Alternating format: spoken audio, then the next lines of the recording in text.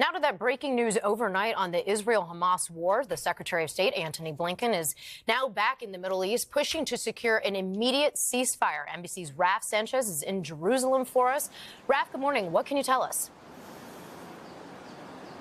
Well, Laura, this new resolution, according to Secretary Blinken, would call for an immediate ceasefire tied to the release of the hostages. Now, the U.S. has previously vetoed 3 UN Security Council resolutions. That's a position that has left it looking pretty isolated internationally. But as the humanitarian crisis in Gaza deepens, and with children now dying of hunger, you are seeing new urgency from the United States about trying to bring about at least a pause in the fighting. That would bring immediate relief to so many people who are suffering in Gaza, the children, the women, the men. It would allow a much greater expansion of humanitarian assistance getting to them, and it could create the conditions to have a lasting, enduring ceasefire.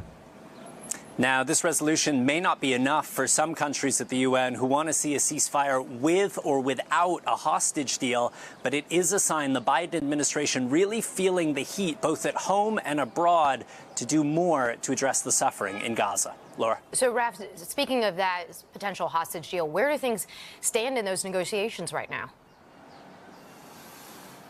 So Secretary Blinken, speaking in Saudi Arabia, says he believes the gaps between Israel and Hamas are narrowing. He says he believes a deal is possible. The broad outlines of that deal: 6-week ceasefire, the release of around 40 hostages in exchange for potentially several hundred Palestinian prisoners. Qatar, who's mediating those talks, says they are cautiously optimistic about a deal.